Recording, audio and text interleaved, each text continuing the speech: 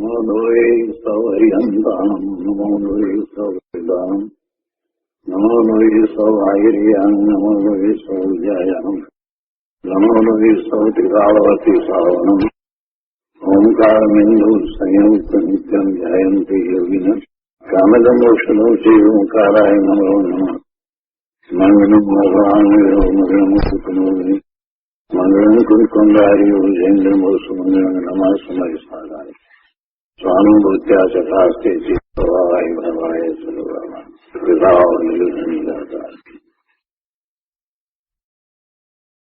સમાધિ તંત્ર આચાર્ય ભગવાન પૂજ્યપાદ સ્વામી રચિત સમાધિ તંત્ર તથા શ્રી પ્રભાચંદ્રજી રચિત સમાધિ તંત્રની ટીકા એનો સ્વાધ્યાય આપણે કરી રહ્યા છીએ. એમાં 10મા શ્લોકનો સ્વાધ્યાય આપણે શરૂ કર્યો છે. 10મો શ્લોક અને એનો અન્વયાર્થ, ટીકા અને ભાવાર્થ અને વિશેષ એ આપણે કર્યું છે. હવે આ શ્લોક ઉપર પૂજ્ય ગુરુદેવ કાંજી સ્વામીએ આપેલ પ્રવચન આપણે લઈએ છીએ. આત્મભાવના પાના નંબર 64. અહીંયા કહે છે, અજ્ઞાની બીજાને પણ દેહ બુદ્ધિથી જ દેખે છે. ગુરુદેવ કહે છે કે મૂંઢ બહિર આત્મા અતિન્દ્રિય જ્ઞાનથી આત્માને જાણતો નથી. તે ઇન્દ્રિય જ્ઞાનથી માત્ર શરીરને જ જાણે છે અને તેને જ આત્મા માને છે. આ શરીર તે જ હું છું. શરીરની બોલવાની, ચાલવાની ચેષ્ટાઓ તે બધી મારા આત્માની ચેષ્ટા છે એમ અજ્ઞાની માને છે. શરીર સાથે એને એકત્વ છે. શરીર રૂપે પોતે છે. શરીર એટલે આત્મા. આવી માન્યતા અનાદિથી આ જીવને રહી છે. એ નવીન નથી. એટલે એ અગૃહિત મિથ્યાત્વ છે. શરીર સાથે એકત્વ, શરીરમાં જ પોતાનું અસ્તિત્વ સ્વીકારવું, શરીરમાં જ પોતે છે અને શરીર વિના પોતે નથી, એવી ઊંધી માન્યતા. શરીર રૂપે જ પોતે છે અને શરીર વિના જાણે કે પોતાનું અસ્તિત્વ જ નથી, એવી ઊંધી માન્યતા તો એને અનાદિની ચાલી આવે છે. અહીંયા કહે છે કે બીજામાં પણ બીજાના શરીરને જ આત્મા માને છે. મૂંઢ મિથ્યા દ્રષ્ટિ બહિરાત્મા એ પોતે તો શરીરમાં પોતાને માને છે કે એ જ હું છું, એ આત્મા છું એમ એ માને છે. અને બીજામાં પણ બીજાના શરીરને જ આત્મા માને છે તથા તે આત્માથી અધિષ્ઠિત એવા અચેતન શરીરની ચેષ્ટાઓને આત્માની જ ચેષ્ટા માને છે.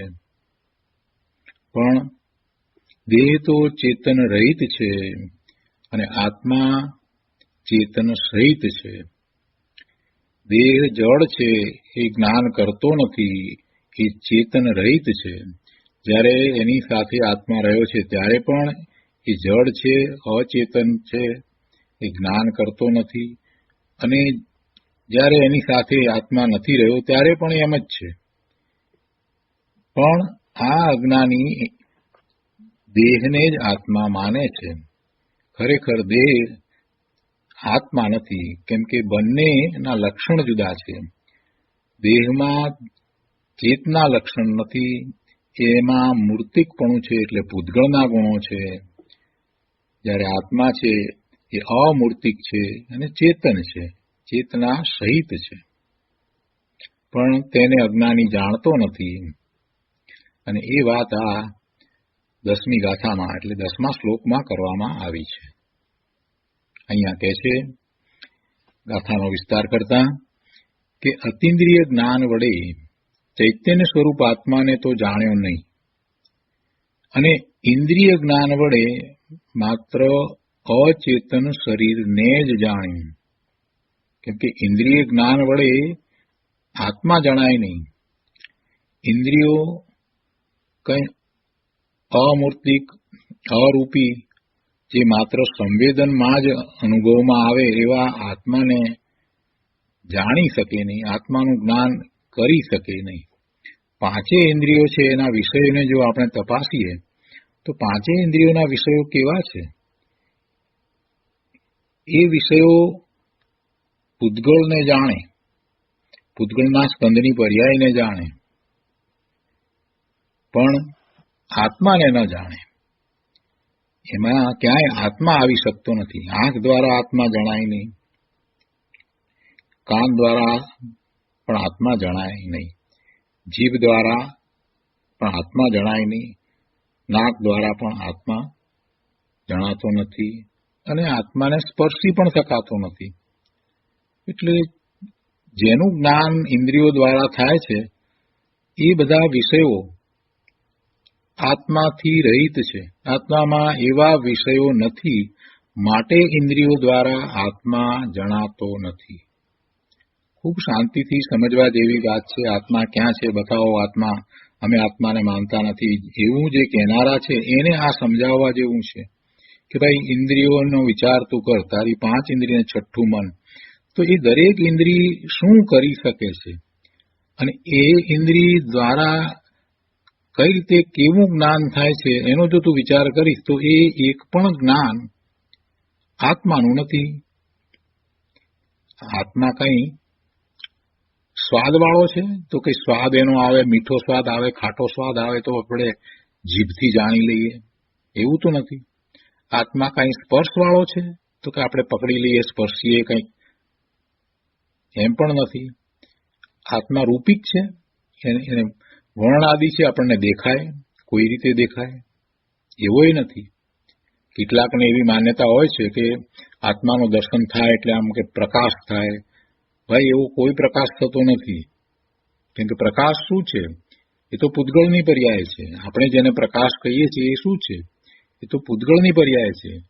એટલે આંખ મીચીને ધ્યાનમાં પછી આત્મા જણાય ત્યારે અંદરમાં એવો પ્રકાશ આપણને દેખાય ના, એવું કાંઈ હોતું નથી. કોઈ પ્રકાશ દેખાતો નથી, કોઈ પ્રકાશ દેખાતો નથી. કેમ કે એ તો પૂતગળની પર્યાય છે. એટલે કોઈ રીતે આત્મા આંખ દ્વારા તો દેખાય જ નહીં, ને આંખ બંધ કરીને પણ એવા પ્રકાશ વગેરે કે આકાર વગેરે રૂપે આત્મા દેખાય એમ નથી. આત્માના એવા કોઈ લક્ષણો નથી, એનો કોઈ એવો આકાર નથી, એ કોઈ પ્રકાશિત ચીજ નથી, પ્રકાશનો ગોળો નથી.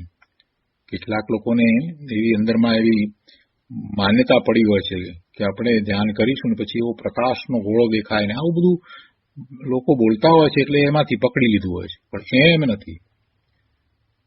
વળી અવાજ, ધ્વનિ એ પણ પૂતગળની પર્યાય છે, અને એ દ્વારા પણ આત્મા કઈ ખ્યાલમાં આવે એવો નથી. સ્પર્શ દ્વારા ખ્યાલમાં નથી આવતો, અને સૂંઘવાથી પણ કઈ આત્માને કોઈ સુગંધ નથી કે જેથી આપણને એ આત્મા જણાય. તો પાંચે ઇન્દ્રિયના વિષયને આપણે ગંભીરતાથી વિચારીએ તો આપણને ખ્યાલમાં આવી જાય એવી વાત છે. આ તો બહુ સરળ વાત છે કે ના ના, આ તો બની શકે એમ છે જ નહીં.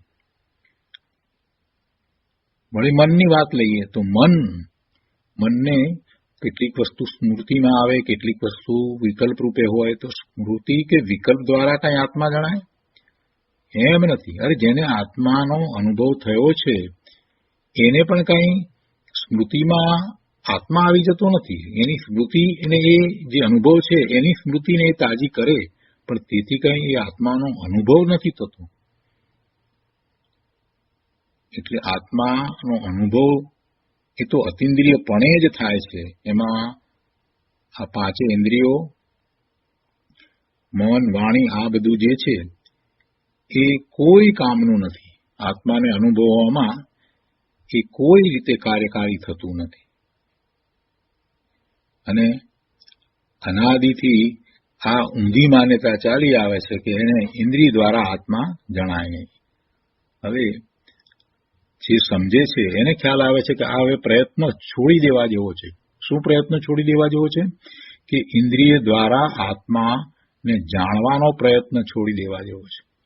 આત્મા તો અનુભવમાં અતિન્દ્રિયપણે જ આવે, આ દ્રઢતા કરી અને સાચો પુરુષાર્થ ઉપાડવામાં આવે તો આત્મા અનુભવમાં આવે જ. કેમ કે અનંત જીવોએ એમ આત્માને અનુભવ્યો, એમ સમ્યક દર્શન પ્રગટ કર્યું અને પછી આગળ વધીને એવો ચારિત્રનો પુરુષાર્થ કરી અને કેવળ જ્ઞાન પ્રાપ્ત કરીને સિદ્ધ થયા છે. એટલે આ વાત પણ પ્રસિદ્ધ છે કે આત્મા અનુભવમાં આવે છે અને આવે છે. એ અતિન્દ્રિયપણે અનુભવમાં આવે છે. બહુ મહત્વની આ વાત છે. તો અહીંયા કહે છે કે બીજાના અચેતન શરીરને દેખીને તેને પણ તે બીજાના આત્મા જ માને છે. કોણ? અજ્ઞાની. પોતાના શરીરને તો માને છે પણ બીજાના શરીરને પણ માને છે. એ રીતે મૂંઢ જીવ પોતામાં અને પરમાં અચેતન શરીરને જ આત્મા માને છે. દેહથી ભિન્ન આત્માને એ દેખતો નથી, એ વિચારતો નથી, એ કલ્પતો પણ નથી. જે દેહને જ આત્મા માનીને મૂર્છાઈ ગયો તેને અસમાધિ છે. અહીં સમાધિનો ઉપાય બતાવે છે. આ શાસ્ત્રમાં તો આચાર્ય ભગવાન પૂજ્યપાદ સ્વામી સમાધિનો ઉપાય બતાવે છે. આદિ વ્યાધિ ઉપાધિ રહિત સમાધિ. સમાધિ તો એને પોતામાં જતા પોતાનો અનુભવ કરતા થાય છે, બીજી કોઈ રીતે થતી નથી. અને જે દેહમાં જ મૂર્છાઈ ગયો છે તો પછી એ સમાધિમાં ક્યાંથી જશે? જે દેહમાં જ મૂર્છાઈ ગયો હોય એને તો અસમાધિ જ છે, એને સમાધિ હોય જ નહીં. ને જ્યારે અહીંયા તો આચાર્ય ભગવાન સમાધિનો ઉપાય બતાવે છે. દેહથી ભિન્ન મારો આત્મા જ્ઞાન આનંદ સ્વરૂપે જ ત્રિકાળ છે એવા શ્રદ્ધા જ્ઞાન કરવા તથા તેમાં એકાગ્રતા કરવી તે સમાધિ છે. જ્ઞાની તો જાણે છે કે હું ચૈતન્ય સ્વરૂપ અરૂપી છું અને બધાએ આત્મા પણ એવા જ ચૈતન્ય સ્વરૂપ અરૂપી છે. આ શરીર દેખાય છે તે તો રૂપી જડ અચેતન છે, તે હું નથી. અને બીજા શરીર દેખાય છે તે પણ આત્મા નથી. બીજા આત્માઓ તે શરીરથી જુદા છે. બીજા આત્માઓ પણ જે શરીર સાથે રહ્યા છે એ શરીરથી એ આત્માઓ પણ જુદા છે અને જે શરીર સાથે હું રહ્યો છું એનાથી હું પણ જુદો છું. કોઈ આત્મા શરીર રૂપે નથી. એટલે આત્મા અને શરીરનો સંબંધ જે છે એ તો માત્ર આકાશના એક ક્ષેત્રને વિશે બંને રહ્યા છે. શરીર પણ આકાશના લોકાકાશના એક ક્ષેત્રને વિશે રહ્યું છે, જે ક્ષેત્રને વિશે આત્મા રહ્યો છે. બંને એક સાથે રહ્યા છે. પણ એમ નથી કે એ શરીર છે તે આત્મા છે. બંને વસ્તુ જુદી છે. પેલો ચેતન છે, પેલો જડ છે. અજ્ઞાની એ વાતને બરાબર પકડતો નથી, સમજતો નથી, જાણતો નથી. એ તો પોતાના આત્માને પણ શરીર રૂપ જ દેખે છે અને બીજાના આત્માને પણ શરીર રૂપ જ દેખે છે. શરીર તે હું જ છું એમ માને છે. હું કહીને જે માન્યતા કરે છે તે હું કહેતા કોણ એમ જો એને પ્રશ્ન પૂછીએ તો એના શરીર સિવાય બીજી કોઈ વાત કરી શકશે નહીં. આપણી સામે કોઈ આવ્યા હોય અને એમ કે આત્મા ક્યાં છે બતાવો, અમે માનતા નથી વગેરે વગેરે કરે ને પછી આપણે એને એમ કહીએ કે ભાઈ તમે જે હું કહો છો એ હું કોને કહો છો, તો એ શરીરને જ બતાવશે. પણ એમ નહીં કે હું કહેતા જે ખ્યાલમાં આવે છે તે આત્મા છે, એ શરીરથી જુદો છે. સાધકને શું છે, જ્ઞાનીને શું છે, એને હું કહેતા આત્મા ખ્યાલમાં આવે છે. હું શબ્દ બોલતા હું એટલે શું? હું એ શબ્દ વાચક શબ્દ છે અને એનું વાચ્ય શું? હું શબ્દનું વાચ્ય શું? હું શબ્દનું વાચ્ય આત્મા છે, પોતાનો આત્મા છે. અનંત ગુણનો પિંડ એવો ભગવાન આત્મા તે હું છે. હું શબ્દ તો વાચક શબ્દ છે અને એનું વાચ્ય હું એટલે આત્મા. હું એટલે શરીર એમ નહીં. અજ્ઞાની મિથ્યા દ્રષ્ટિને આનું ભાન નથી, બીજાઓને પણ ભાન નથી. એટલે જેને એ હું કહે છે એ હુંને એ શરીર રૂપે માને છે અને બીજા આત્માઓને પણ એ જ રીતે શરીર રૂપે જ દેખે છે. શરીર જડ છે અને આત્મા ચેતન છે. બંનેના લક્ષણો જુદા જુદા છે અને એ વાતને એ વાંચે છે, સાંભળે છે અને બોલે પણ છે, પણ છતાંય એની માન્યતા હજી એવી થઈ નથી, એને સાચો સ્વીકાર થયો નથી, સાચી વાતનો સ્વીકાર થયો નથી. કેમ કે વળી પાછો એ એમ પણ માને કે શરીરની ક્રિયા આત્મા કરે છે. આમ બોલે કે શરીરને આત્મા જુદા છે, એમ બોલે કરો, આત્મા ચેતન છે અને શરીર જડ છે એમ પણ બોલે, પણ પાછો શું માને કે શરીરની ક્રિયા આત્મા કરે છે. અરે ભાઈ, શરીરને આત્મા જુદા છે તો પછી આત્મા શરીરની ક્રિયા ક્યાંથી કરે? મૂળભૂત સિદ્ધાંતમાં જ તારે ભૂલ છે. એક દ્રવ્ય બીજા દ્રવ્યનું કોઈ કાર્ય કરે નહીં. એક દ્રવ્ય બીજા દ્રવ્યનું કાર્ય કરી શકે નહીં. કેમ કે એક દ્રવ્ય બીજા દ્રવ્ય સુધી વ્યાપતું નથી, પહોંચતું નથી, એટલે બીજા દ્રવ્યનું કાર્ય કરી શકે નહીં. આ તો મોટો સિદ્ધાંત છે. શરીર જે છે એ પૂતગળોનો સમૂહ છે, તો એ પૂતગળનો સમૂહ, એ સ્કંધ, એ અચેતન જડ છે, એ જ દ્રવ્ય જુદું છે અને આ ચેતન દ્રવ્ય છે, જીવ છે તે ચેતન દ્રવ્ય છે. તો આત્મા પેલા જડ એવા શરીરનું કાર્ય કરી શકે નહીં. કરવાની તો વાત જ રહેતી નથી, એ કરી શકતો જ નથી. એ માન્યતા કરે, માને એથી કરીને થોડું હોય એમ થઈ જાય છે. એના માનવાથી શરીરના કાર્યો આત્મા કરે એમ તો કાંઈ થતું નથી. એ ગમે તેવી માન્યતા કરે, એથી શું થઈ જાય? કોઈ પોતાને રાજા માને કે કોઈ પોતાને પ્રેસિડેન્ટ માને, ગમે તે માને, માન્યતા તો કરી શકે, પણ એની સાથે રહેલો ડાયો માણસ સમજે છે કે આની માન્યતા જે છે તે ખોટી માન્યતા છે. કોઈ આપણી સાથે રહ્યા હોય અને એ એમ કે હું અમેરિકાનો પ્રેસિડેન્ટ છું અને એમ જ માને, તો આપણે એને શું કહીએ? આપણે કહીએ કે પાગલ છે. આપણે શું કહીએ? પાગલ છે. એમ કે હું જ બધા કામો સંભાળું છું, હું બધું કરું છું ને હું અમેરિકાનો પ્રેસિડેન્ટ છું. તો આપણે શું કહીએ એને? કે પાગલ છે. કેમ? આપણને એ સમજણ પડે છે. તો પછી અહીંયા પણ સમજવા જેવું છે કે કોઈ એમ કહે કે હું શરીરના કાર્યો કરવા વાળો આત્મા છું, તો એમાં પણ એટલું જ પાગલપણું છે. કેમ કે એક દ્રવ્યનું કાર્ય બીજું દ્રવ્ય કરી શકે નહીં અને આ એમ માને કે શરીરની ક્રિયા આત્મા કરે છે, તો એને પાગલ કહીએ કે બીજું કંઈ કહીએ? ભાઈ, ખૂબ શાંતિથી વિચારવા જેવું છે. આ સાદા શબ્દોમાં લખ્યું છે, પણ એનું હાર્દ શું છે, એમાં કેવી મોટી વાત પડી છે. આ અગૃહિત મિથ્યાત્વને કાઢવાની વાત છે. જે અનાદિનું ચાલ્યું આવે છે એવું આ અગૃહિત મિથ્યાત્વ જે છે એ જીવને જવું સહેલું નથી. માત્ર બોલવાથી એ નહીં જાય. એક તરફ એમ બોલે કે શરીરને આત્મા જુદા છે, એમ બોલે, અને વળી પાછો એમ માને કે શરીરની ક્રિયા આત્મા કરે છે અને શરીરની ક્રિયાથી આત્માને લાભ કે નુકસાન થાય. તો એની માન્યતા કેવી છે? એ માન્યતા તો ખોટી, ભૂલ ભરેલી માન્યતા છે. એટલે એ શરીરને જ આત્મા માને છે. શરીરથી ભિન્ન આત્માને ખરેખર તે માનતો નથી. અને જે શરીરથી ભિન્ન આત્માના સ્વરૂપનો સ્વીકાર કરતો નથી, એને ક્યાંથી સમાધિ થશે? વસ્તુનું સ્વરૂપ ત્રિકાળ શુદ્ધ છે, એને કર્મની ઉપાધિ નથી, અને આ શરીર એ તો કર્મજનિત ઉપાધિ છે.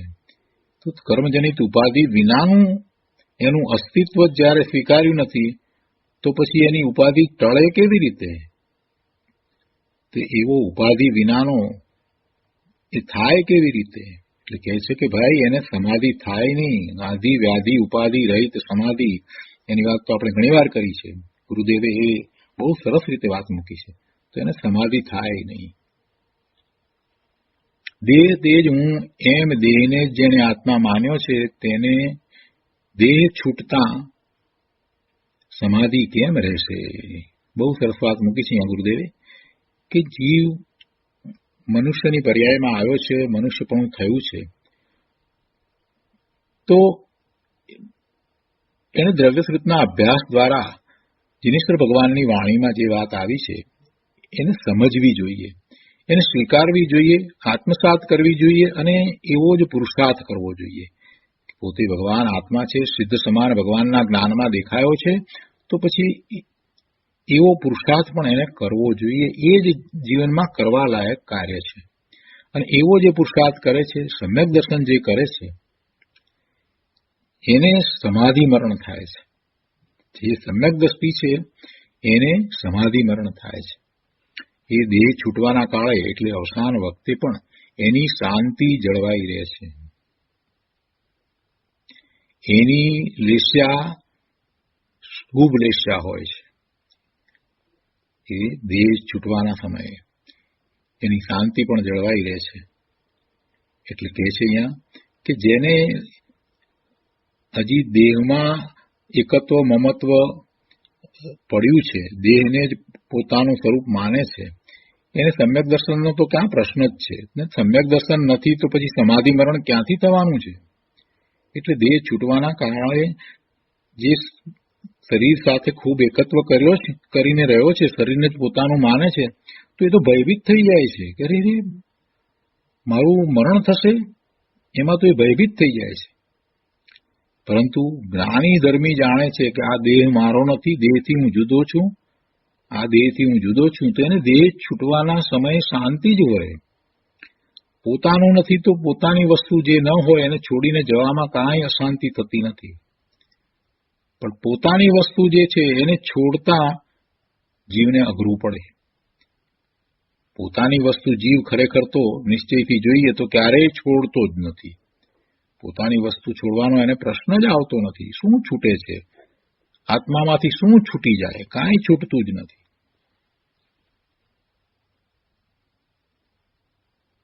એટલે ગુરુદેવે આ વાત કરી છે કે નજર તો દેહ ઉપર જ પડી છે, એટલે તેને દેહ છૂટવાના અવસરે સમાધિ રહેશે નહીં. બહુ સરસ વાત મૂકી છે. એમાંથી ઘણી વાત નીકળે છે કે ભાઈ સમાધિ મરણ ક્યારે થાય? સમ્યક દર્શન વિના થાય નહીં. અને આમ દેહ સાથે આટલું એકત્વ મમત્વ પડ્યું હોય, દેહમાં જ આત્મબુદ્ધિ પડી હોય, એને સમ્યક દર્શન થાય નહીં. આગળ કહે છે જ્ઞાન તો પોતાના આત્માને દેહથી ભિન્ન જ જાણે છે. ચૈતન્ય સ્વરૂપ જ હું છું. ચૈતન્ય સ્વરૂપ જ હું છું, શરીર હું નથી, એવું તેને ભાન છે. એટલે દેહ છૂટવાના અવસરે પણ અશરીરી ચૈતન્યના લક્ષ્ય તેને સમાધિ જ રહે છે, એને શાંતિ રહે છે, એને સમાધિ મરણ થાય છે. માટે ભેદ જ્ઞાન કરીને અંતરમાં સ્વસંવેદનથી ચિદાનંદ સ્વરૂપ પોતાના આત્માને જાણવો તે જ સમાધિનો ઉપાય છે. શું કરવું? ગુરુદેવે ઉપાય બતાવ્યો છે કે ભેદ જ્ઞાન કરીને, ભેદ જ્ઞાન એટલે શું? આપણો આજે જ્ઞાન કરવાનો સ્વભાવ છે ને, એટલે કે જીવનો જે જ્ઞાન કરવાનો સ્વભાવ છે તો જ્ઞાન તો કર્યા જ કરે છે. પણ અહીંયા આ ભેદ જ્ઞાન કહ્યું છે. આપણે પણ વારંવાર બોલીએ છીએ ભેદ જ્ઞાન કરવું, ભેદ જ્ઞાન કરવું, પણ ભેદ જ્ઞાનમાં કરવું શું છે? જ્ઞાન તો કરે જ છે. તો ભેદ જ્ઞાનમાં શું? ભેદ જ્ઞાન એટલે બીજા અન્યથી પોતે જુદો છે, બીજા બધાથી પોતે જુદો છે, પોતે માત્ર જ્ઞાન સ્વભાવી ભગવાન આત્મા છે. અને આ જે શરીર સાથે રહ્યો છે એ શરીર, આ બધા સંયોગોને કારણે એની સમીપમાં રહેલા પદાર્થો અને એ બધાના લક્ષ્ય થતા એના શુભ કે અશુભ ભાવ, એ બધાથી પણ પોતે જુદો છે એમ એને ભેદ જ્ઞાન કરવાનું છે. અને એવું ભેદ જ્ઞાન કરશે તો એને એક વાત નક્કી થઈ જશે કે આ એક પણ વસ્તુ હું નહીં, આ મનુષ્યની પર્યાય પણ હું નહીં, શરીર પણ હું નહીં, હું રમેશ પણ નહીં, આ પરલક્ષ્ય તથા ભાવ પણ હું નહીં, એમાંનું હું કાંઈ નથી, આ મારી આસપાસમાં જે છે એ કાંઈ નહીં, એ વિના હું, અને એ પણ અમૂર્તિક, મૂર્તિકપણું પણ નહીં, અને એ ચીજ જે ઇન્દ્રિય દ્વારા તો ગમ્ય નથી, ઇન્દ્રિય દ્વારા તો જાણી શકાતી નથી, એ ચીજ હું છું, પણ છતાંય હું સતત જ્ઞાન કરું છું. તો જ્ઞાનમાં એને આ હું છું એમ બધાથી જુદા પડી જવાનું છે. એ બધાથી જુદો પડે ત્યારે ભેદ જ્ઞાન થયું કહેવાય. ભેદ પાડવો છે, પણ ભેદ પાડે છે તો પહેલા તો એ વિકલ્પ દ્વારા આ બધાથી જુદો પડે છે, અને વિકલ્પ દ્વારા બધાથી જુદો પડ્યા પછીથી પોતે જે બાકી રહ્યો છે એને હકારાત્મક વલણથી લેવાનો છે. એટલે એવું મારું અસ્તિત્વ છે, આ હું નહીં નહીં નહીં નહીં, એ તો વાત બરાબર છે, એ તો નાસ્તિથી વાત થઈ. નાસ્તિથી વાત કરવાથી પ્રભુ સાચું ભેદ જ્ઞાન નથી થતું. હું શરીર નથી, હું શુભાશુભ ભાવ રૂપ પણ નથી, હું આ પર પદાર્થો રૂપ પણ નથી, એમ નાસ્તિથી જે વાત કરી, તો નાસ્તિથી એ હું નથી નથી નથી એમ કરવાથી સાચું ભેદ જ્ઞાન નથી થતું. સાચું ભેદ જ્ઞાન તો જે હું છું એના સ્વીકારથી થાય છે. એટલે કે હું જ્ઞાન સ્વરૂપ છું. સમયસારમાં જ્ઞાયકની વાત લીધી, હું જ્ઞાયક છું, જ્ઞાયક છું, જ્ઞાયક છું, જ્ઞાન અપેક્ષાથી વાત લીધી, અને એ જ્ઞાયક છે જે જાણનારો છે, ત્રિકાળ જાણનારો છે, જે જ્ઞાન સ્વભાવી છે, એની મુખ્યતા કરીને એ જ લક્ષ કરવા જેવું છે એમ ત્યાં કેમ વારંવાર કહ્યું, એ જ દ્રષ્ટિનો વિષય છે એમ કેમ વારંવાર કહ્યું? કેમ કે એ અસ્થિપણે એનો જ સ્વીકાર કરવાનો છે. જેને એનો એ સ્વીકાર થઈ જાય છે, જેને એવો એનો દ્રઢ સ્વીકાર થઈ ગયો કે હું માત્ર જ્ઞાન સ્વરૂપ જ છું, તો એને પછી વિકલ્પ છૂટી જાય છે અને એવો જ અનુભવ થાય છે, અને એ સાચું ભેદ જ્ઞાન છે. બાકી વિકલ્પમાં હું આ નથી નથી કરવાથી પણ કઈ ભેદ જ્ઞાન થતું નથી ભાઈ. બહુ મોટી વાત છે. બોલીએ એટલે કઈ બધું થઈ જાય છે એમ ક્યાં છે પ્રભુ? આટલા શાસ્ત્રોનો સ્વાધ્યાય કર્યો, અભ્યાસ કર્યો, બધું કર્યું, પણ પ્રયોગમાં નથી મૂક્યું ને, એટલા માટે આ તકલીફ પડે છે. ભેદ જ્ઞાન આટલા શાસ્ત્રોનો અભ્યાસ કર્યા પછીથી પણ, એટલા સ્વાધ્યાય કર્યા પછી પણ કેમ ભેદ જ્ઞાન કરતા નથી આવડતું? વિચાર જ નથી કર્યો, અંતરમાં જવાનો પ્રયત્ન જ નથી થયો. એટલે ગુરુદેવ વારંવાર એ વાત યાદ કરાવે છે કે ગુરુદેવના એ જે વચનો છે એના દરેકે દરેક શબ્દ મહત્વના છે. જો અહીંયા શું કહ્યું કે માટે ભેદ જ્ઞાન કરી અંતરમાં સ્વસંવેદનથી ચિદાનંદ સ્વરૂપ પોતાના આત્માને જાણવો. દરેક શબ્દનું મહત્વ છે. ભેદ જ્ઞાન કરી એટલે સવિકલ્પ ભેદ જ્ઞાન કરીએ તેમાં પણ મુખ્યતા શેની હોવી જોઈએ? અસ્થિપૂર્વકની મુખ્યતા હોવી જોઈએ. નાસ્તિપૂર્વકની મુખ્યતા નથી. આ નથી નથી નથી નથી, એ તો ઘણું બધું નથી, પણ જે છે એની મુખ્યતા પોતે જ્ઞાન સ્વરૂપ છે. અને પછી એમાં પણ ખંડ ખંડ કરવું નહીં. બહુ ભેદ પાડીએ કે હું અનંત ગુણનો પિંડ છું, તો પછી પાછા ભેદ પડતા જશે, પાછા એમ ભેદ પડી જશે. તો એમ પણ વસ્તુ અભેદ એક વસ્તુ છે, અખંડ ચીજ છે. તો જ્ઞાન સ્વરૂપ એક ચીજ છું એવો ભાવ લાવવાનો છે. એટલે એની મુખ્યતા. અને એમ કરીને અંતરમાં એવી એકાગ્રતા કરતા અંતરમાં પોતાને પોતાનું સંવેદન થાય છે. એટલે અંતરમાં સ્વસંવેદનથી પોતે જેવો છે તેવો, કેવો જ્ઞાન આનંદ સ્વરૂપ છે, એટલે ચિદાનંદ સ્વરૂપ છે. તો એને પોતે જાણવો એટલે અનુભવવો, અને તે જ સમાધિનો ઉપાય છે. તો અહીંયા આ રીતે આ 10મો શ્લોક પૂરો થાય છે. ઘણી બધી વાત મહત્વની આવી, ઘણી પ્રયોજનભૂત વાત આવી. ગુરુદેવે સાદા શબ્દોની અંદર બહુ મોટી વાતો અહીંયા આપણને સમજાવી દીધી છે. ખૂબ વિચાર કરવાની જરૂર છે. ચિંતન ધ્યાન કરી અને એના ઉપર કલાકો સુધી વિચાર કરીને એકાગ્રતા ન કરવામાં આવે ત્યાં સુધી સમ્યક દર્શન થાય નહીં. હવે એના પછીથી 11મી ગાથા છે, 11મો શ્લોક છે. તો સમાધિ તંત્રમાંથી એ લઈએ છીએ આપણે. ક્રમમાં એક પછી એક એવી રીતે આગળ વધી રહ્યા છે જેથી આપણને બહિરાત્મા વિશે ને આપણી મૂંઢતા વિશે અથવા તો આપણા આ અજ્ઞાન વિશે અથવા તો એમ કહીએ કે અનાદિના ચાલ્યા આવતા આ અગૃહિત મિથ્યાત્વ વિશે આપણને પૂરેપૂરો ખ્યાલ આવી જાય એવી રીતે આચાર્ય ભગવાને બધી ગાથા લીધી છે. 11મી ગાથામાં પછી આગળ એવી રીતે વાત અહીંયા લે છે કે સ્વપરાધ્ય વસાયેન દેહેશ્વ વિદિતાત્મનામ વર્તતે વિભ્રમઃ પુંસા પુત્ર ભાર્યાદિ ગોચર. હવે એ વાતને સહેજ આગળ વધારે છે. જે અગાઉની ગાથામાં જે વાત આવી એને અહીંયા થોડી આગળ વધારે છે 11મી ગાથાની અંદર. તો 11મી ગાથા ગુજરાતીમાં પહેલા લઈએ. શું કહે છે ગુજરાતીમાં અહીંયા કે વિબ્રહ્મ પુત્ર રમાદિગત આત્મ અજ્ઞને થાય. વિબ્રહ્મ પુત્ર રમાદિગત આત્મ અજ્ઞને થાય. દેહોમાં છે જેહને આત્મ અધ્યવસાય. કોને વિભ્રમ થાય છે? કઈ રીતે વિભ્રમ થાય છે? પુત્ર પત્ની આદિને એ પોતાના માને એવો એને વિભ્રમ થાય છે. જે આત્માથી અજાણ છે, આત્મ અજ્ઞને થાય છે. એટલે જે આત્માને જાણતો નથી એને એવો ભ્રમ થાય છે.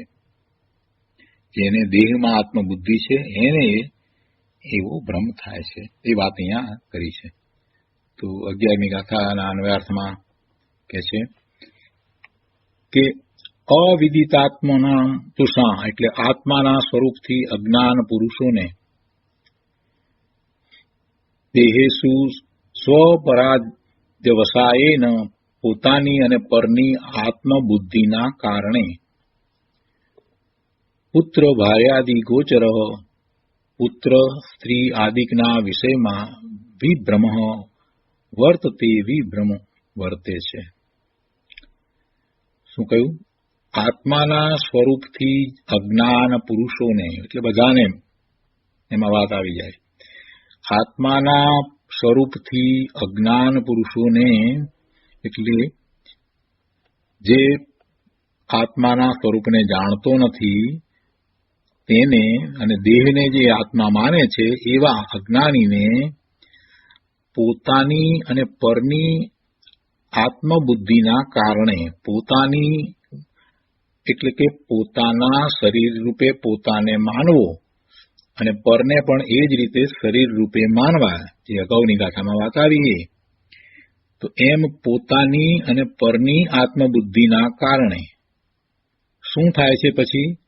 તો કહે છે કે એ પુત્ર સ્ત્રી આદિકના વિષયમાં એને ભ્રમ થાય છે, એને વિભ્રમ વર્તે છે. એને પોતાનું શરીર એ પોતાનો આત્મા અને બીજા પરનું શરીર એ પેલા પરનો આત્મા એવી બુદ્ધિને કારણે જે પુત્ર છે કે સ્ત્રી છે તો એમાં એને ભ્રમ વર્તે છે. અને એ કયો ભ્રમ છે એની વાત અહીંયા ટીકામાં વધારે સમજાવી છે.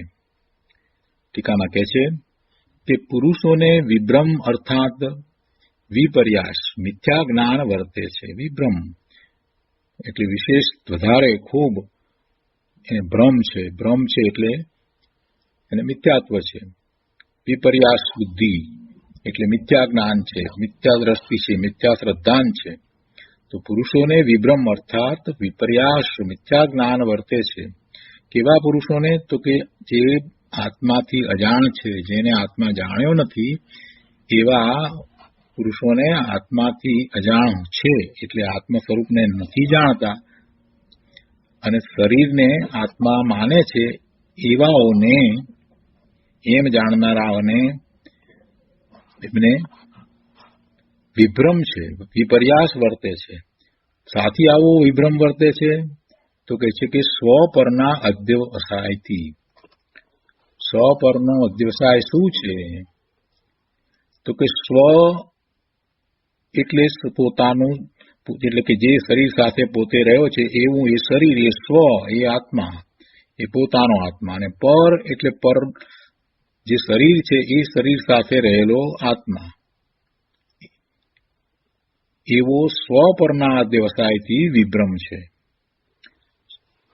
એવો વિભ્રમ કઈ રીતે છે, ક્યાં થાય છે? તો એની વાત કરતા કહે છે કે શરીરો વિશે એ વિભ્રમ છે. કેવો વિભ્રમ થાય છે?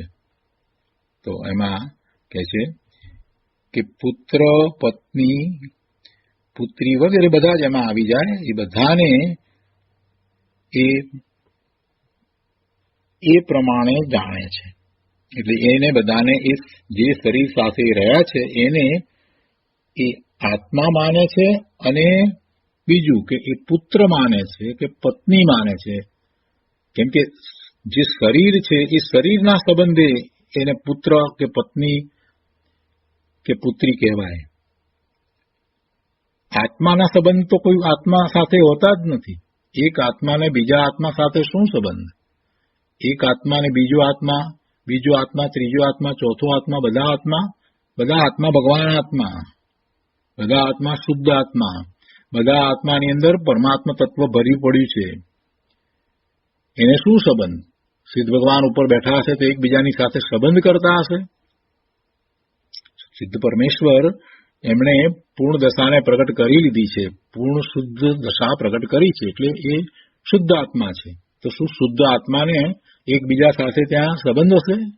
મહાવીર સ્વામી ભગવાનનો આત્મા અને ગૌતમ સ્વામીનો આત્મા બંને સિદ્ધ છે, તો શું સંબંધ હશે શિષ્ય અને ગુરુનો? ત્યાં કોઈ સંબંધ નથી. એક આત્માને બીજા આત્મા સાથે શું સંબંધ હોય? કોઈ સંબંધ જ નથી. બધા ભગવાન આત્મા છે, બધા ભગવાન આત્મા છે. તો પછી પુત્ર કે પત્ની કે પુત્રી કે પિતા કે આ બધું શું છે? કે એ આત્માનું નહીં, એ તો બધું શરીરનું. અને આણે શું માન્યું છે? શરીરને જ આત્મા માન્યો છે, શરીરને પોતા પણ એ માન્યો છે. એટલે એને પોતાના એ દેખાય છે. વાસ્તવમાં એ આત્મા જ છે. એ પોતાનો પૌત્ર હોય તો પણ એ ભગવાન આત્મા છે, પોતાનો પુત્ર હોય તો પણ ભગવાન આત્મા છે, પોતાના પિતા હોય તો પણ ભગવાન આત્મા છે, અને પોતાના દાદા હોય તો પણ ભગવાન આત્મા છે. બધા એ 5 પેઢીની વાત કરીએ તો બધી પેઢીમાં કોઈ મોટું નથી, કોઈ નાનું નથી, બધા ભગવાન આત્મા છે. અને આ શું લઈને બેઠો છે? સંબંધ લઈને બેઠો છે. મારા પરદાદા, પછી દાદા, અને પછી પિતા, અને પછી મારો પુત્ર, અને પછી મારો પૌત્ર. કેમ એમ થયું? કેમ કે એને દેહમાં આત્મબુદ્ધિ છે. દેહમાં આત્મબુદ્ધિને કારણે આ થયું. જો એ પોતે પોતાને સાચા સ્વરૂપે માનતો હોત, પોતે શરીરથી રહિત ભગવાન આત્મા જો એમ માનતો હોત, તો પછી બધાના આત્માને ભગવાન આત્મા માનત, તો પછી આ સંબંધ રહેત જ નહીં. તો આ સંબંધ રહેત નહીં, એ વાત અહીંયા કરી છે. એટલે આ એનો ભ્રમ છે. કોઈને પુત્ર માને છે, કોઈને પત્ની માને છે, કોઈને પુત્રી માને છે. આ બધું જે કંઈ માને છે એ બધું એ ભ્રમ છે. અને સાથે એક વાત ગુરુદેવે પણ લીધી છે, અને અહીંયા એ ટીકામાં પણ આવી છે, એટલા માટે લીધી છે.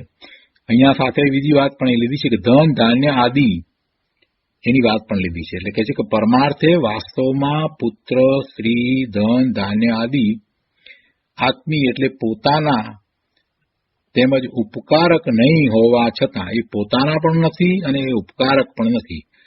આ બધા તો લીધા, પણ સાથે અહીંયા આ જે જળ પદાર્થો બીજા છે એને પણ લઈ લીધા. કેમ એને લીધા?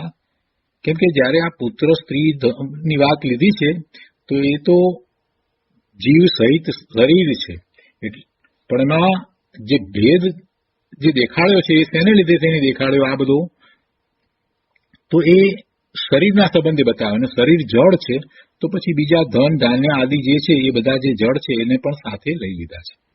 તો કહે છે અહીંયા કે પરમાર્થે એટલે વાસ્તવમાં પુત્ર, સ્ત્રી, ધન, ધાન્ય આદિ આત્મીય એટલે પોતાના નથી, તેમજ પોતાને ઉપકારક પણ નથી. તેમ છતાં તે વિભ્રમિત પુરુષ, જેને ભ્રમ વર્તે છે એવો પુરુષ, તેમને આત્મીય એટલે પોતાના માને છે તથા ઉપકારક માને છે.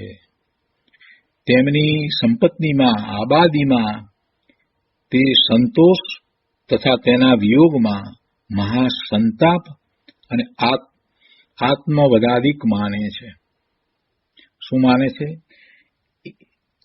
એની સંપત્તિમાં આ બધું છે તો એમાં પોતાની આબાદી માને છે.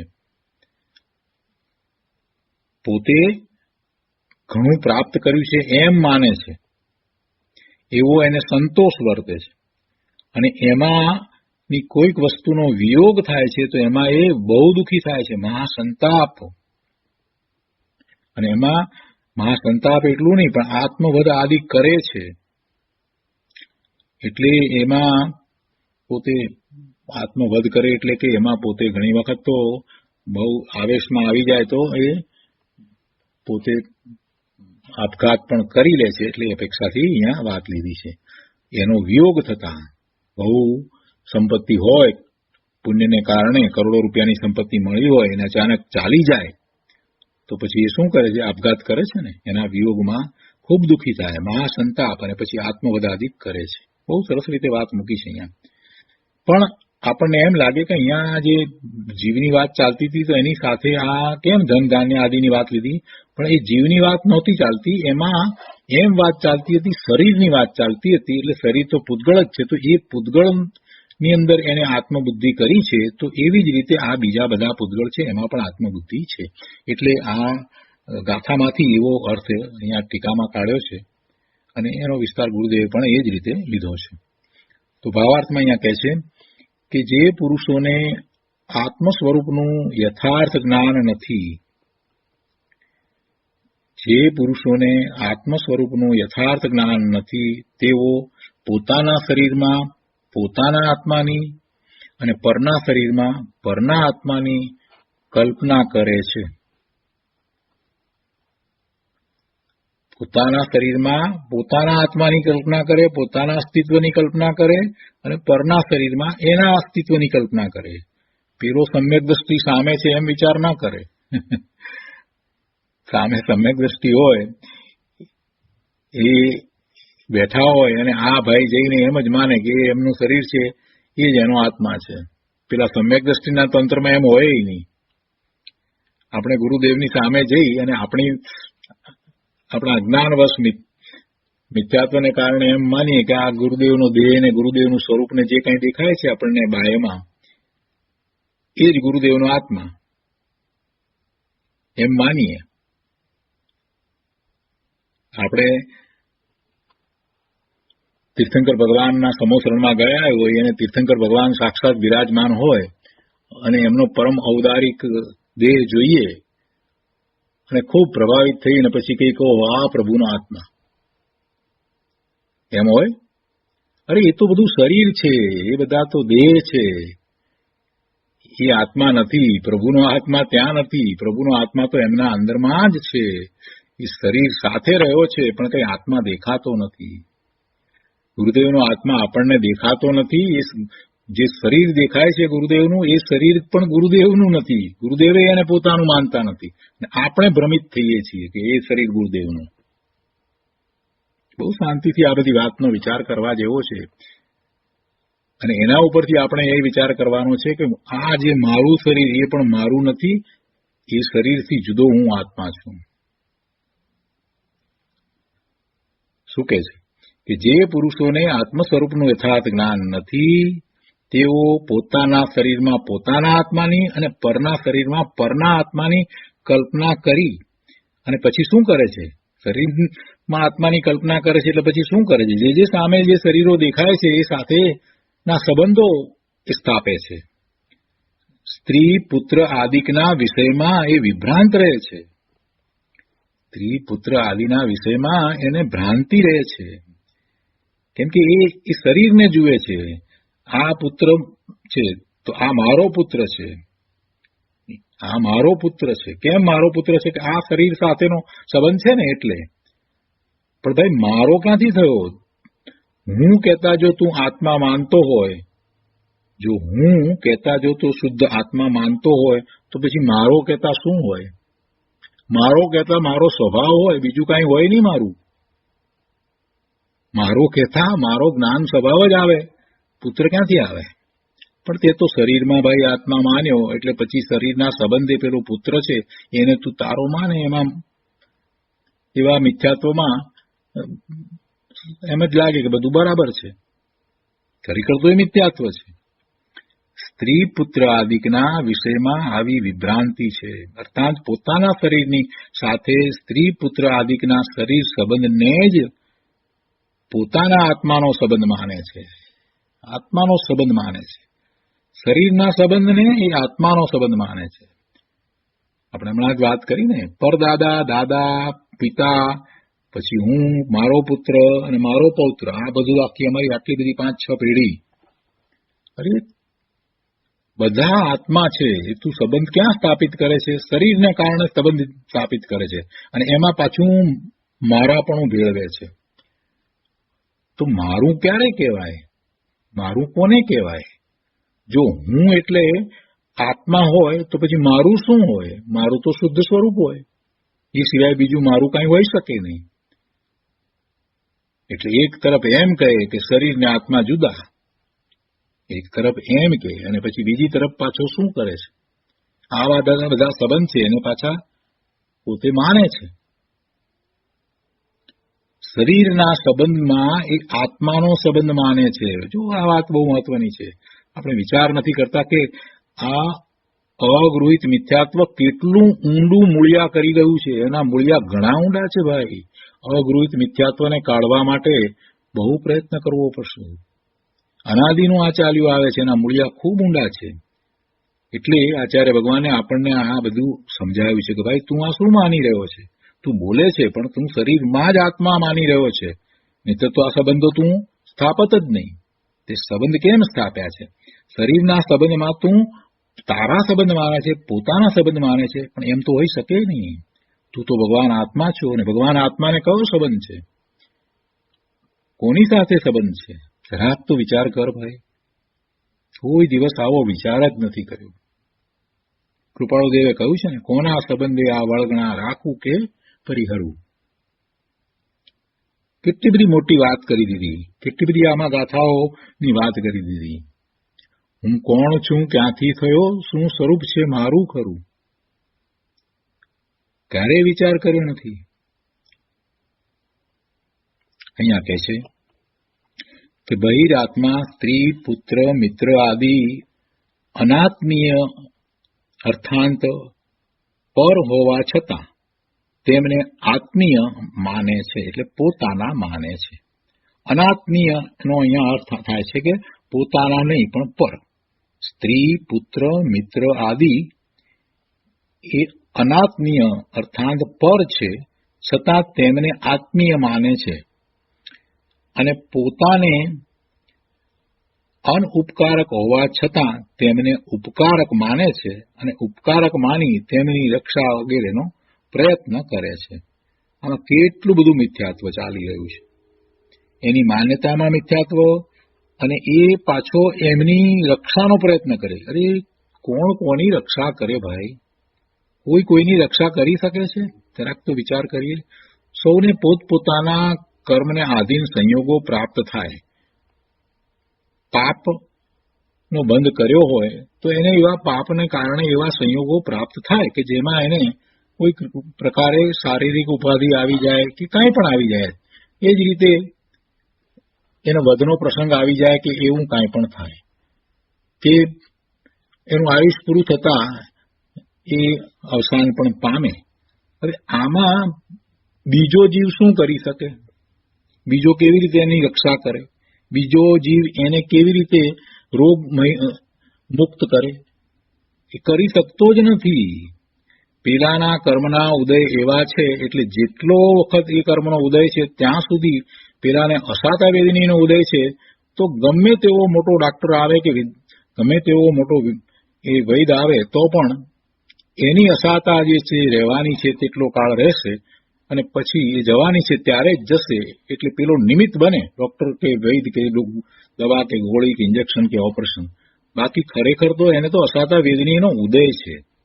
હવે એમાં આ એમ માને કે હું એનું મટાડી દઉં, એવી જ રીતે પેલાનો સમય પૂરો થયો, આયુષ પૂરું થયું, તો એની ઉપર એને એવા પાપ કર્યા છે તો એની ઉપર કોઈક પ્રકારે એવો હુમલો થાય, એનો વધ થઈ જાય અને એનું આયુષ પૂરું થાય, મૃત્યુ પામે. અને આ એમ માને કે હું એની રક્ષા કરું, હું કેમ રક્ષા ન કરી શકું? અરે ભાઈ, તારો ભાવ થાય તને રક્ષા કરવાનો, એ તારો શુભ ભાવ છે. કોઈ પણ જીવની રક્ષાનો ભાવ એ શુભ ભાવ છે, પણ રક્ષા થઈ શકતી નથી. રક્ષા ન કરવી એ તો પ્રશ્ન જ નથી, કેમ કે રક્ષા તો થઈ શકતી જ નથી. પ્રશ્ન એ છે, અહીંયા એ વાત ચાલી રહી છે કે જે તારો ભાવ છે એ ભાવ પણ તારા ગુણને અનુસરીને થતો શુદ્ધ ભાવ નથી, એ શુભ ભાવ છે. અને એ શુભ ભાવથી કાંઈ પેલાની રક્ષા થઈ જાય છે કે પેલાનું દુઃખ દૂર થઈ જાય છે એમ પણ બનતું નથી. આપણો શુભ ભાવ જે છે તે આપણા સુધી જ છે, એની સીમા છે. મારા શુભ ભાવની સીમા ક્યાં સુધી છે? હું કોઈના પ્રત્યે પણ ગમે તેટલો શુભ ભાવ કરું, પણ પેલાને એથી લાભ થાય એમ થતું નથી. બહુ શાંતિથી સમજવા જેવું છે. આપણે નકામાના અભિમાન કરીએ છીએ. જો આમાં કહેવાનો આશય એમ નથી કે શુભ ભાવ ન કરવાના, શુભમાં ચાલ્યા જવું, એવો આશય નથી. પરંતુ સમજાવવું એ છે કે આપણને એવો શુભ ભાવ સાધક અવસ્થામાં આવે જ છે, પણ આવે છે એથી શું ધર્મ થઈ જાય છે? એથી ધર્મ નથી થતો. શું આપણે બીજાઓની રક્ષા કરી શકીએ છીએ? આપણે રક્ષા નથી કરી શકતા. શાસ્ત્રમાં ઘણી વાર આ વાત તો આવી ગઈ છે. કોણ કોની રક્ષા કરે? કોઈ કોઈની રક્ષા કરી શકતો નથી. અને છતાંય માન્યતા શું કરે છે? અભયદાનની આપણે વાત કરીએ છીએ, જીવદયાની વાત કરીએ છીએ, તો શું જીવદયાની વાત બધી ખોટી હશે? ઉપજાવી કાઢી છે? ના, એમ નથી. ચરણાનુયોગની અંદર જીવદયાની વાત, અભયદાનની વાત, આ બધી વાત આવે છે. બીજાની રક્ષા કરવાની વાત, આ બધી વાત આવે ચરણાનુયોગની અંદર. પણ એમાં ચરણાનુયોગમાં શું કહેવા માંગે છે? ચરણાનુયોગમાં એમ કહેવા માંગે છે કે સાધક જીવને આવા શુભ ભાવ હોય છે. ચરણાનુયોગને આખો જેમ છે તેમ સમજવાની ખાસ જરૂર છે. ચરણાનુયોગની અંદર કથનો ઉપદેશાત્મક હોય કે આમ કરો, આમ કરો, આમ કરો, વ્રત પાળો, રક્ષા કરો, જીવદયા પાળો, એ બધા ઉપદેશાત્મક કથન છે. પણ ખરેખર એમાં છે શું? તો કે જેને સમ્યક દર્શન થયું છે, જે સાધક છે, એને આવા જ શુભ ભાવ હોય. જે સાધક છે, જે સમ્યક દ્રષ્ટિ છે, એને આવા જ શુભ ભાવ હોય. બીજાની રક્ષા કરવાનો શુભ ભાવ આવ્યા વગર રહે જ નહીં. પણ એ બધા શુભ ભાવ છે. એટલે આખો ચરણાનુયોગ જે છે એ ખરેખર જોવા જઈએ તો ચરણાનુયોગમાં જે કંઈ કહેવામાં આવ્યું છે એ પ્રમાણે પ્રવર્તવાથી ધર્મ નથી થતો, પણ જેને આત્મજ્ઞાન થયું છે, સમ્યક દર્શન થયું છે, એને એવું જ હોય, એને એવું બાહ્યમાં ચારિત્ર હોય એમ સમજાવવાનો એમાં અર્થ છે. એટલે તમે જોશો પદ્માનંદી પંચવિસંતિની અંદર તો આચાર્ય પદ્માનંદીએ એમ કહ્યું છે કે જો તું સમ્યક દ્રષ્ટિ હોય તો, એમ કરીને વાત કરી, તું દાન અવશ્ય કરજે. જો તું દાન નથી કરતો તો તું સાધક નથી. એટલે સુધી વાત એમાં આવે. પણ એ વાત કરીને કહેવા શું માંગે છે કે જો તું સમ્યક દ્રષ્ટિ છે તો તને આવા ભાવ સહજ હોય, પણ એ ભાવ પણ શુભ ભાવ પણ બંધનું કારણ છે. એ વાત તું ભૂલી ન જતો. એ વાત પણ સાથે કરી છે, પણ એના ઉપર કોણ લક્ષ્ય આપે છે? બસ આ એક કાંતે વાત પકડી લીધી કે આમ કરવું, આમ કરવું, આમ કરવું, રક્ષા કરવી, પરની દયા પાળવી. બસ અમે પરની દયા પાળીએ છીએ. અરે ભાઈ, તું જરાક ધીરવો પડ. તું અભિમાનમાં રહ્યો છો. તને એ ભાવ આવવો જોઈએ એમ આચાર્ય ભગવાને કહ્યું છે. ક્યારે આવવો જોઈએ? જો તું સાધક હોતો, તું સમ્યક દ્રષ્ટિ હોતો. પણ એ ભાવ પણ શુભ ભાવ છે, અને એ શુભ ભાવને કારણે તને પુણ્યનો બંધ પડશે, મુક્તિ નહીં થાય. એક વાત. અને બીજી વાત, તારા શુભ ભાવને કારણે પેલા જીવને કાંઈ લાભ કે નુકસાન થતું નથી. એનું તો જે થવાનું છે તે એને કારણે જ થાય છે. એને કારણે જ થાય છે. તને એની રક્ષા કરવાનો ભાવ આવ્યો છે, અથવા તો એને સાતા પહોંચે એ માટે એની સારવાર કરવાનો ભાવ આવ્યો છે, તો વાત બરાબર છે તારી. તારો એ શુભ ભાવ છે, પણ એની સારવાર થવી, એનો અસાતા વેદનીય કર્મનો ઉદય ચાલ્યો જવો, એ બધું એના ઉપર નિર્ભર છે. એટલું જ નહીં, પણ પેલાનો પણ જો એને જાગૃતિ હોય અને એ પણ સમ્યક દ્રષ્ટિ હોય તો એ અસાતા વેદનીય કર્મ જે છે એને શાંતિપૂર્વક ભોગવી લે છે અને એને ઘણી નિર્જરા કરે છે. આ બધી વાતને આપણે જેમ છે તેમ સમજવાની છે. વસ્તુના સ્વરૂપને જેમ છે તેમ આપણે સમજવાનું છે. તો અહીંયા કહે છે ભાવાર્થની અંદર કે પરના શરીરમાં પરના આત્માની કલ્પના કરી સ્ત્રી પુત્ર આદિકના વિષયમાં વિભ્રાંત રહે છે. અર્થાત પોતાના શરીરની સાથે સ્ત્રી પુત્ર આદિકના શરીર સંબંધને જ પોતાના આત્માનો સંબંધ માને છે. ને આગળ કહે છે કે બહિરાત્મા સ્ત્રી પુત્ર મિત્ર આદિ અનાત્મીય અર્થાત પર હોવા છતાં તેમને આત્મીય માને છે અને પોતાને અનુપકારક હોવા છતાં તેમને ઉપકારક માની તેમની રક્ષાનો પ્રયત્ન કરે છે. તેના સંયોગાદીમાં સુખી થાય છે અને તેમના વિયોગાદીમાં મહાસંતાપ માને છે અને આત્મવધ પણ કરે છે. આવી વાત છે. તો એના પછીથી વિશેષ અર્થ આપ્યો છે અને એ આપણે વિશેષ અર્થ આવતી વખતે લઈશું. આજનો સ્વાધ્યાય અહીંયા સુધી રાખીએ છીએ. હવે સુખધામ બોલીએ. સુખધામ અનંત સુસંત ચરી દિન રાત રહે તદ ધ્યાન મહી પ્રકાંતિ અનંત સુધામય જે પ્રણમુ પદતે વરતે જયતે પ્રણમુ પદતે વરતે જયતે